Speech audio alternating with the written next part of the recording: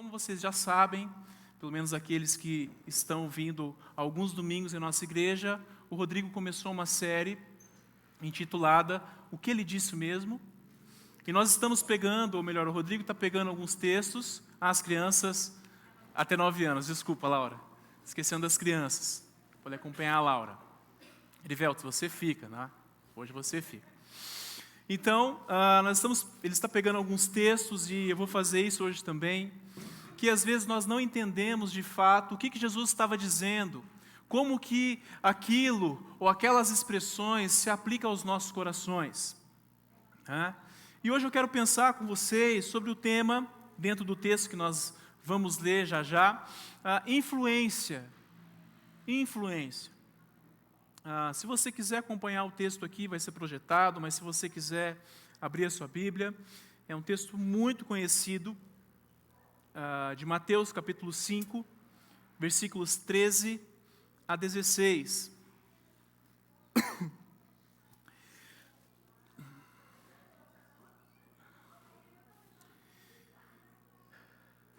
E o texto diz bem assim: vocês são o sal da terra, mas se o sal perder o seu sabor, como restaurá-lo? Não servirá para nada, exceto para ser jogado fora e pisado pelos homens. Vocês são a luz do mundo. Não se pode esconder uma cidade construída sobre um monte. E também, ninguém acende uma candeia e a coloca debaixo de uma vasilha. Pelo contrário, coloca no lugar apropriado e assim ilumina todos os que estão na casa. Assim brilha a luz de vocês diante dos homens, para que vejam as suas boas obras e glorifiquem ao Pai de vocês que está nos céus. Bem sabemos que do capítulo 5 até o capítulo 7, no livro de Mateus, no Evangelho de Mateus, nós temos aqui o Sermão do Monte, onde Jesus discursa aos discípulos e também, provavelmente, alguma multidão, algumas pessoas que estavam ali perto dele. E Jesus começa falando, o Rodrigo já falou sobre o comecinho desse texto de Mateus capítulo 5, mas nós vemos ali, dos versículos 3 a 12, as bem-aventuranças. As bem-aventuranças nada mais são do que a norma, a conduta pela qual a nossa vida como cristãos deve ser regida. Como que os cristãos devem viver? Praticando a misericórdia, a mansidão, com sede de justiça. Então, dos versículos anteriores, de 3 a 12, estão intimamente ligados com os versículos posteriores, de 13 a 16. E Jesus, nesses versículos de 13 a 16, ele já não está falando dos privilégios dos discípulos. Ele já não está falando sobre as prerrogativas que nós temos como discípulos de Jesus. Mas ele está deixando claro como que as bem-aventuranças, a ética do reino de Deus, a conduta do reino de Deus, deve ser demonstrada para o mundo. E nós vamos ver isso no versículo 16, que ele diz: assim brilha a luz de vocês, para que vejam as suas boas obras e glorifiquem a Deus, Pai que estás nos céus. Então, meus irmãos, o cristão, segundo aqui as bem-aventuranças, ele não é pobre em espírito, ele não se entristece com o pecado, ele não é manso, ele não tem fome e sede de justiça, ele não é misericordioso, puro de coração, pacificador, tudo isso em esplêndido isolamento. A vida cristã é para ser vivida não só em comunidade, mas no mundo. O próprio Jesus, quando ora pelos discípulos, ele diz: não oro para que os tire do mundo, mas livre eles do maligno. Nós estamos neste mundo para não vivermos enclausulados em nossas casas, em nossas igrejas, mas para testemunharmos a ética do reino, a conduta do reino de Deus. E nós vamos ver nas bem-aventuranças que vai culminar naqueles que vivem a ética do reino, vai culminar numa perseguição. E ele diz: bem-aventurados serão vocês quando por minha causa os insultarem, os perseguirem, levantarem todo tipo de calúnia contra vocês. No versículo 10, bem-aventurados os perseguidos por causa da justiça, pois deles é o reino dos céus. Versículo 12, alegrem-se e regozijem-se, porque grande é a sua recompensa nos céus, pois da mesma forma que perseguiram os profetas que viveram antes de vocês. Meus irmãos, a nossa conduta como discípulos de Jesus exerce uma influência no mundo, ou tem alguma coisa errada com o cristianismo que nós estamos vivendo. E exerce uma influência direta ou indiretamente. Direta ou indiretamente. Se nós vivemos de fato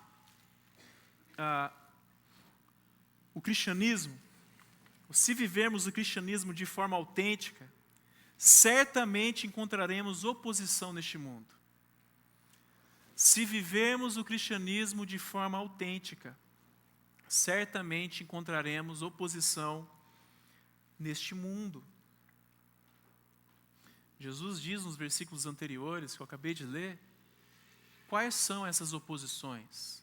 São perseguições, são insultos, são calúnias, que são levantadas contra o povo de Deus. É a própria cultura, os próprios filmes, a cultura pop que nós consumimos, o Netflix, enfim, poderíamos elencar aqui tudo aquilo que confronta e é uma oposição direta ou indireta contra o cristianismo. E às vezes nossa mente começa a ser cauterizada porque nós vamos achando aquilo normal, e no fim das contas você está assistindo um seriado e você começa a torcer para os bandidos. Meus irmãos, isso acontece, é uma confissão de pecados aqui, viu?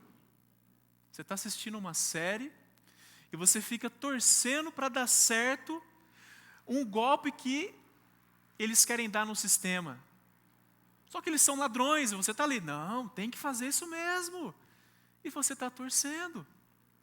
E a gente vai vendo como que isso vai influenciando a nossa maneira de pensar, a nossa maneira de agir, ao ponto de que nós, como cristãos, não influenciamos mais o mundo, mas somos influenciados por ele.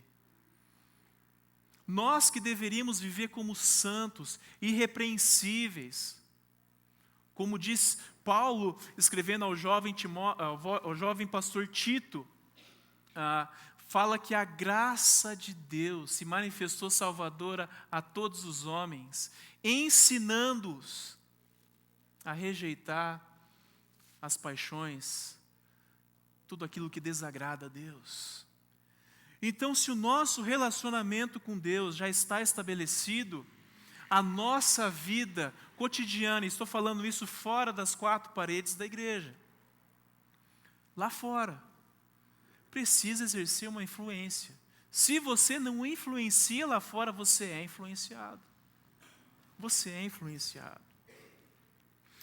Então, nesses versículos, de 13 a 16, Jesus faz aqui o uso de duas metáforas bem expressivas. Ele fala sobre o sal e ele fala sobre a luz.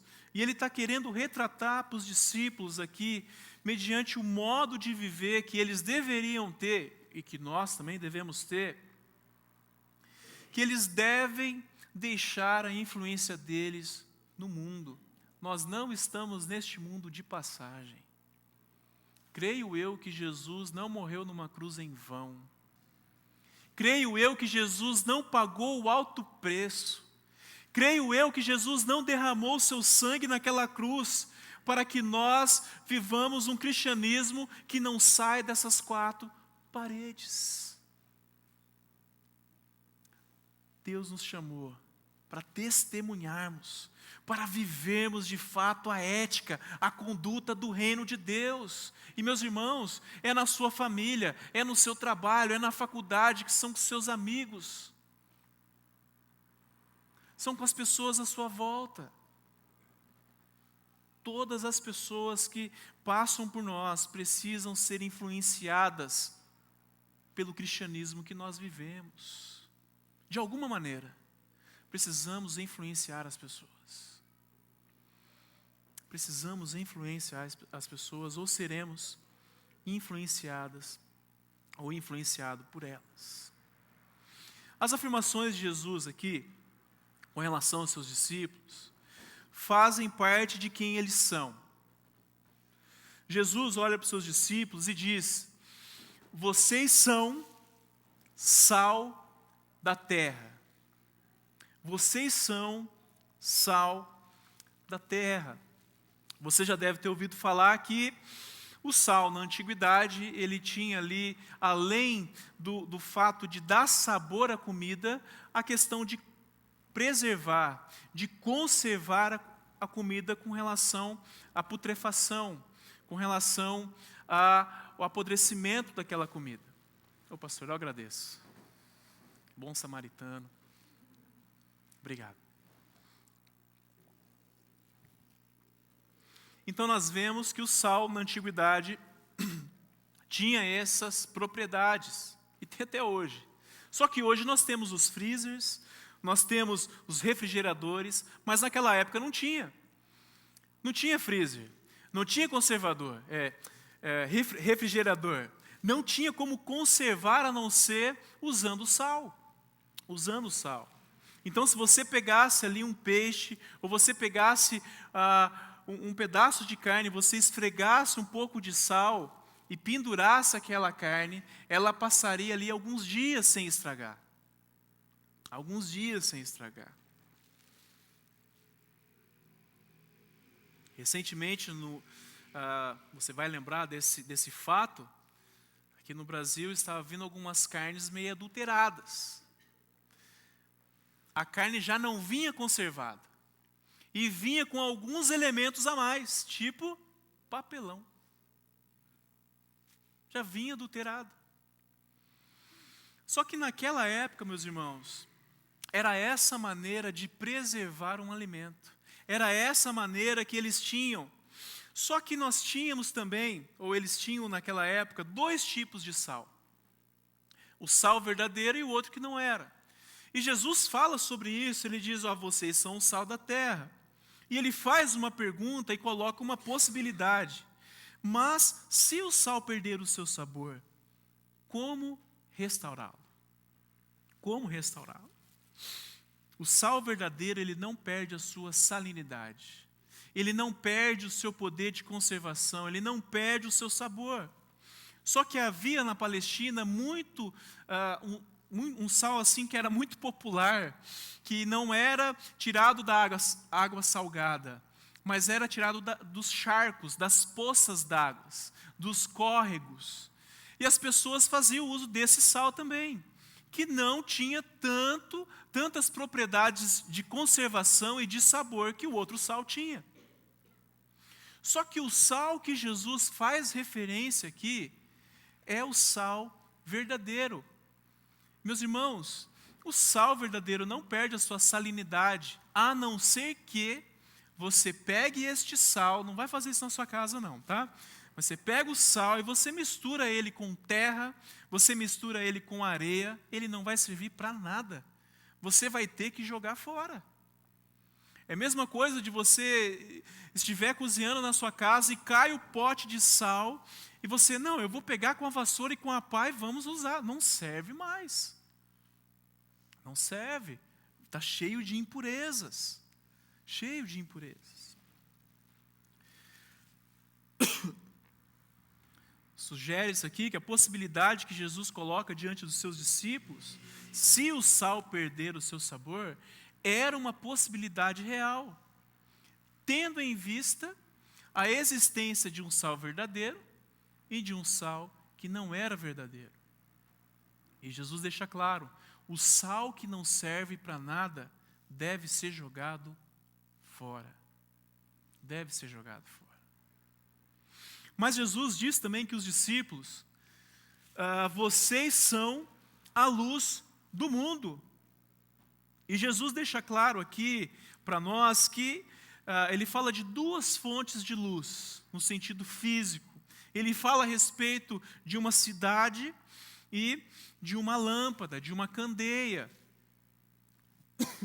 A primeira fonte, a cidade,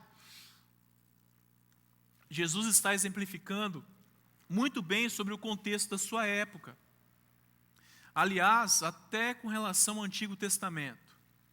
As cidades construídas naquela época, elas eram, ou pelo menos deveriam ser construídas sobre as planícies ou sobre os montes, mas nunca num vale. Por quê? Por quais motivos? Se a cidade ficava num vale, ela estava suscetível a ataques de seus inimigos. É só você olhar para o Antigo Testamento, as cidades que ficavam no vale estavam suscetíveis a roubos, a assaltos, a ataques dos seus inimigos. Mas, se a cidade ficasse num monte, ela era vista por todas as pessoas. Era mais fácil de encontrá-la. Um fato importante com relação a essas cidades é que elas eram construídas muitas vezes com uma calcária branca, com uma pedra de calcária branca. E durante o dia, essas cidades brilhavam, as casas que eram construídas com essa pedra calcária branca, brilhavam à luz do dia. E não eram fáceis de serem escondidas. Aliás, até à noite. Até à noite. A segunda fonte que Jesus coloca aqui para os discípulos é uma candeia, é uma lâmpada, era uma espécie de lamparina que tinha em volta ali um pouco de óleo, onde eles acendiam e ficavam por muito tempo. Só que essas lâmpadas, elas só tinham utilidade se fossem colocadas no lugar apropriado. Não tinha utilidade nenhuma se você pegasse uma lâmpada e colocasse ela debaixo de um pote, debaixo de uma vasilha. Porque as casas na antiguidade também não tinham a quantidade de janelas que as nossas casas têm, mesmo durante o dia. Eles tinham que usar ali as suas candeias, as suas lâmpadas. E Jesus diz que se você colocar uma lâmpada, ou está dizendo para os seus discípulos, debaixo de uma vasilha, ela vai perder o propósito para o qual ela foi criada. Ela perde a finalidade para o qual ela existe. Então, até aqui nós temos qual era o significado dessas duas metáforas que Jesus utiliza: sal da terra e luz do mundo. Sal da terra e luz do mundo. Se ser sal da terra e luz do mundo é uma questão de identidade para os discípulos de Jesus, existem algumas implicações. Eu quero falar sobre duas implicações. A primeira delas é que os discípulos, como discípulos, nós somos chamados a preservar o mundo da sua corrupção. Somos chamados a preservar o mundo da sua corrupção. Você já deve ter passado por isso, ou ainda passa. Quando mais jovens, posso falar isso hoje, né? Já não estou tão jovem assim. A gente sempre buscava um ideal de quem nós queríamos ser. Ou as pessoas projetavam sobre nós, ou ainda projetam, quem você deve ser. E aquela famosa pergunta que os pais sempre fazem para os filhos: quem você quer ser quando você crescer? Quem você quer ser quando você envelhecer? Nas escolas faziam isso. Faça um desenho do que você pensa almejar daqui 10 anos, daqui 20 anos. Quem você vai ser daqui 20 anos, daqui 30 anos. E toda vez que nós falávamos, ou falamos ainda, nós sempre ligamos o fato de sermos alguém à profissão que nós exercemos. Quero ser bombeiro, eu quero ser médico, quero ser pastor, eu quero ser enfermeiro, eu quero ser dona de casa, eu quero ser administrador, eu quero ser advogado. E, meus irmãos, todas essas profissões, todas essas atividades de trabalho que nós exercemos, não definem quem nós somos.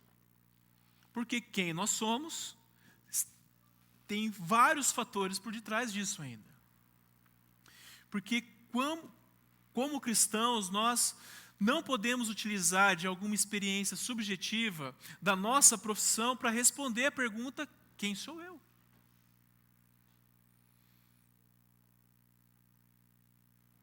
Você não pode usar a profissão que você exerce para definir quem você é. Você é muito mais do que isso, em Cristo Jesus. Você não pode usar uma experiência traumática da sua infância para definir quem você é. Você não pode usar um abuso que você teve quando você apanhava dos seus pais, a morte repentina de um pai, de um parente, para definir quem você é. Somos definidos a partir de quem Jesus diz que nós somos, e não daquilo que nós exercemos no mundo. Não estou dizendo aqui que aquilo que você faz, que você exerce no mundo como profissão, como atividade, não tenha valor. Mas a nossa vida não pode girar somente em torno disso. Jesus está dizendo para os discípulos: vocês são chamados para preservar o mundo da sua corrupção. Claro que, se eu entendo a minha identidade em Cristo Jesus, eu vou exercer a minha profissão, mas como discípulo de Jesus. Por exemplo, eu sou um discípulo de Jesus, mas eu sou um médico. Eu sou um discípulo de Jesus, mas eu trabalho como médico. Eu sou um discípulo de Jesus, mas eu trabalho ou exerço a minha atividade como vendedor, como dona de casa, como padeiro, como pedreiro, e por aí vai, como pintor. Porque o que fazemos não pode definir, não define quem nós somos. Mas o que nós somos define como nós devemos viver. Como nós devemos viver. Quando nós nos atentamos à maneira que Jesus se dirige aos seus discípulos, a gente pode perceber que Jesus não coloca uma dúvida. Jesus não lança um ideal de quem eles deveriam ser.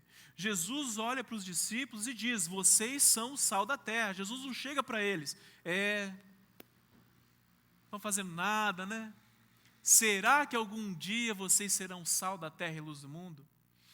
Será? Eu não sei muito bem quem vocês serão ou quem vocês são. Essa é a dúvida. Jesus não lança um ideal, Jesus não olha para os discípulos e diz: quem sabe um dia vocês serão sal da terra. Mas enquanto Jesus está com seus discípulos, antes dele morrer e dele ressuscitar, ele já olha para os discípulos e diz: vocês são o sal da terra. É uma questão de identidade. É uma questão de identidade. E, meus irmãos, assim a gente vai percebendo que quanto pior o mundo fica, quanto pior o mundo se torna, quanto mais rápido ele se degrada, quanto mais rápido as pessoas são depravadas na sua mente, nas suas atitudes, mais o mundo precisa dos discípulos de Jesus. Mas o mundo precisa da ação, da vida dos discípulos no mundo. E é quando nós vivemos a ética do reino de Deus, é que Deus nos usa para preservar este mundo da corrupção e, de alguma maneira, influenciar esse mundo corrompido. Influenciar esse mundo corrompido. Assim como o sal verdadeiro não pode perder o seu sabor, nós, como cristãos, nós não podemos negociar a nossa identidade neste mundo. A gente não pode abrir mão, a gente não pode abrir concessões de quem nós somos em Jesus. Nós não podemos ser adulterados, ou pelo menos não deveríamos ser adulterados pelos valores, pelos princípios que regem este mundo tenebroso. É muito pelo contrário.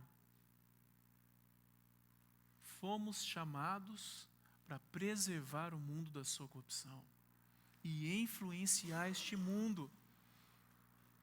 Nós sabemos que o sal transmite um pouco do seu sabor a tudo que ele toca. deveria ser assim conosco.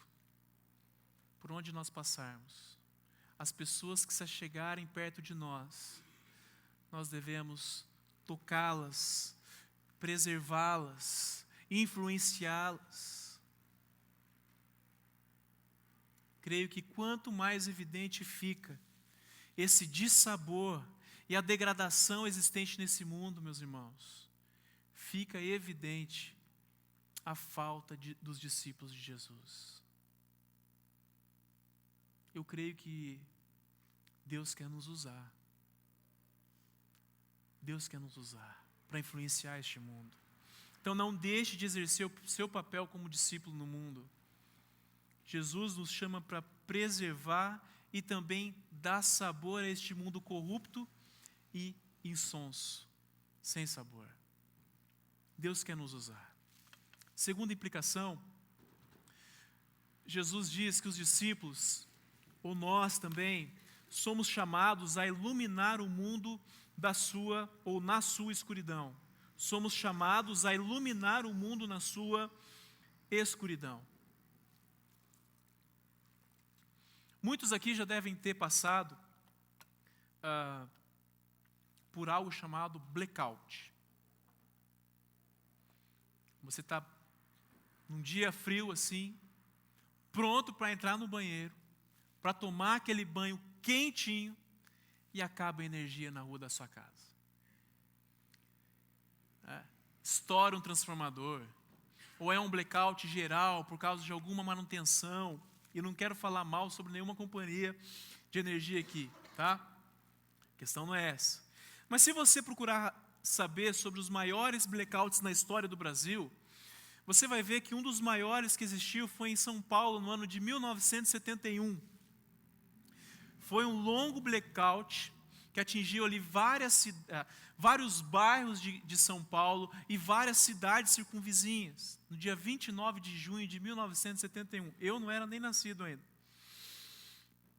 E dizem que o apagão se deu após um rompimento de um cabo de 230 mil volts na estação transformadora de Pirituba, na zona noroeste da capital paulista. E o incidente, dizem que o incidente levou à paralisação de indústrias, causou grandes transtornos no trânsito paulistano ali. Imagina São Paulo com os semáforos desligados. Aqui em Campinas já é uma loucura, né? Agora você imagina São Paulo, a grande São Paulo. E o que mais me chamou a atenção a respeito desse blackout, e ele é um dos menores que teve na história do Brasil, é que ele durou de 20 minutos até 3 horas. Mas causou um alvoroço na cidade, nas indústrias, paralisação geral. E eu lembro que, na minha adolescência, não faz muito tempo, quando eu morava no interior do Paraná, quando acabava a energia em nossa casa, e era interessante, estava compartilhando com a Lilian sobre isso, ela falou, vocês do Paraná são estranhos. Quando acabava a energia lá em casa, a primeira coisa que eu fazia, não era ir no interruptor, era ir no vizinho para saber se acabou. Eu olhava lá, se acabou para ele, tá legal. Agora, se acabou para mim, ou meu pai não pagou a fatura, ou tem alguém fazendo alguma coisa errada, ou queimou alguma coisa aqui em casa. E para aqueles que já tiveram a experiência de ir para um sítio, uma fazenda, ou já morar numa zona rural, e você chega num bairro de uma zona rural, onde não tem energia elétrica, onde não tem luz, você vai ver que o pessoal lá dorme cedo. Né? E dizem, tem até uma expressão, foram dormir com as galinhas. Né? E meus irmãos, vocês sabem que eu sou do interior do Paraná. Sim, já morei no sítio com meu pai. Estou contando aqui história verdadeira, tá? E realmente é muito difícil você ficar sem energia, você ficar sem luz. E quando a gente vê a ausência da luz, nós vemos que a escuridão é um grande problema. É um grande problema. A falta de luz é um grande problema. Quando nós imaginamos o mundo que nós vivemos hoje, todo globalizado, sem os watts de energia elétrica à nossa disposição, nós começamos a entender que a escuridão pode ser um terror, que a escuridão pode ser um símbolo de tudo que é mal. Permita-me mais um parênteses aqui, uma experiência. Trabalhava num supermercado como caixa, no interior do Paraná também. No interior do Paraná, né? E eu lembro-me que o gerente do supermercado, toda vez que acabava a energia, assim, sempre acontecia, né? Na hora de fechar, o mercado fechava entre 19h30, 20 horas, ele falava, alguém fecha a porta, alguém fecha a porta. E meus irmãos, o senhor José Rubens, meu xará, vira para mim e fala assim, José Carlos, corre lá e puxa aquela porta, vai entrar, aquela molecada que está subindo vai roubar o mercado. Meus irmãos, eu corri e fui puxar a porta. Estava um breu, não enxergava nada, só vi, só puxei a porta porque eu sabia onde ela estava, e puxei. Pá! Essa porta está enroscando. Pá! O que está acontecendo? Pá! Aí uma senhora grita, pelo amor de Deus, para de bater isso na minha cabeça. Meus irmãos, aquela mulher foi para o hospital, deu 7 pontos na cabeça. A gente faz coisa ruim também, irmãos. Olha só o transtorno pela falta de energia. Olha só o transtorno pela falta de energia. Claro que eu virei notícia no mercado, né? O cara que bate porta na cabeça dos clientes. Virou a fama. Quando nós olhamos para a Bíblia, nós vamos ver que nós temos ali alguns textos que falam a respeito da importância da luz. Eles não serão projetados aqui, apenas atente-se à leitura. Eclesiastes capítulo 2, versículo 13, diz que a luz é melhor do que as trevas. 1 João, capítulo 1, versículos 5 a 6, um texto bem conhecido, diz que Deus é luz. Nele não há treva alguma. Se afirmarmos que temos comunhão com Ele, mas andamos nas trevas, mentimos e não praticamos a verdade. E um dos textos que mais me chama a atenção, porque Jesus olha para os seus discípulos e diz, vocês são a luz do mundo, é que no Evangelho de João, capítulo 8, versículo 12, Jesus traz para si essa prerrogativa. Ele diz, eu sou a luz do mundo. Quem me segue nunca andará em trevas, mas terá a luz da vida. Meus irmãos, que responsabilidade que Jesus está lançando sobre seus discípulos. Vocês são a luz do mundo, porque eu também sou a luz do mundo, e o meu Pai é luz. Que responsabilidade que nós temos. Quando nós olhamos para o nosso contexto, como povo brasileiro, é nítida a presença das trevas nesse contexto nosso. É nítida. Se você acessar algum site de notícia ou algum telejornal, se você acessou, você teve contato nas últimas semanas, você viu ou você verá notícias do tipo, pai não concorda com o namorado da filha, mata o namorado e os pais do namorado. Cresce o número de suicídios de adolescentes e jovens.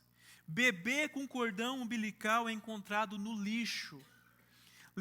Levantamento da Polícia Federal aponta desvios de mais de 48 bilhões em 4 anos no país com corrupção. Não está falando do atual governo, é claro.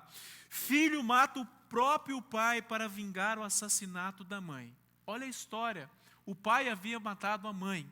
Sai da cadeia, quando chega em casa, o próprio filho mata o pai. Meus irmãos, densas trevas, falta de luz, blackout geral. Blackout geral. E nós sabemos, é uma redundância que eu vou dizer, que a escuridão é falta de luz. Se tem luz, não tem escuridão. Se tem luz, não tem trevas. Mas nós precisamos entender que quando os discípulos de Jesus vivem como luz, as trevas à sua volta se dissipam. É uma responsabilidade que nós temos de iluminar este mundo que vive em densas trevas. A Bíblia vai dizer em 1 Pedro capítulo 2, versículo 9, que Deus nos chamou das trevas para a sua maravilhosa luz. Nós vivíamos como filhos das trevas, mas hoje não mais. Hoje não mais. Mas quando as normas do reino são postas em prática, meus irmãos, na vida dos herdeiros do reino, ou seja, na vida dos discípulos, são testemunho do reino de Deus. Alguns exemplos: aqueles cristãos, ou esses cristãos, se recusam a roubar seus patrões sendo preguiçosos no trabalho, isso é ser luz. A roubar seus empregados sendo gananciosos e mesquinhos, isso é ser luz. Quem faz isso não são os filhos da luz. São os filhos da luz e não das trevas. Outras questões: os filhos da luz são os primeiros a ajudar um colega em dificuldade e os últimos a dar uma resposta grosseira. São os primeiros a cortar uma fofoca ao invés de espalhar para mais pessoas para ver o que vai dar. Desejam de todo o coração o sucesso dos outros, ao invés de invejarem suas conquistas. Procuram manter brincadeiras sadias que glorifiquem a Deus e detestam sinceramente as piadas indecentes. Lutam, sim, contra a corrupção no Brasil, só que demonstram isso devolvendo o troco a mais que a moça do caixa te deu. Lutam, sim, contra a corrupção no Brasil, só que demonstram isso não furando fila, não estacionando em lugar proibido, não falando ao celular enquanto dirige, não sonegando impostos. E isso é ser luz. E você vai olhar para mim e falar assim: Zeca, mas isso são coisas muito simples. E quem disse para você que precisa complicar tanto o evangelho? Deus quer nos usar nas coisas simples, meus irmãos. Não espere que Deus vai te colocar num pedestal para você brilhar. Ele quer te usar nas coisas simples. E quem brilha através de nós é o próprio Jesus. Porque as pessoas olham para nós e não vê o Zeca mais. Vê um discípulo de Jesus que não rouba mais, mas que trabalha. Que não mente mais, mas fala a verdade. Que não fica fofocando, mas corta a fofoca. Que não fica enganando a moça do caixa, achando que está no lucro. Nossa, que beleza, eu estava precisando desse dinheiro hoje. Não, se agimos dessa maneira, não estamos sendo luz. E nós sabemos que a lista aqui poderia ser bem maior. Bem maior. Meus irmãos, precisa existir sim um contraste entre a luz e as trevas. A luz e as trevas. Nós não podemos viver da maneira que as pessoas vivem à nossa volta. Não podemos viver dessa maneira.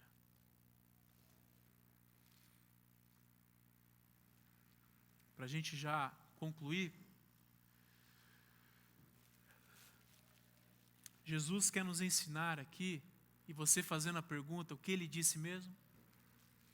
Com essas duas figuras, o sal e a luz, que precisa ver algo notório, precisa ver algo distintivo, precisa ver algo peculiar a respeito do nosso caráter, da nossa conduta neste mundo.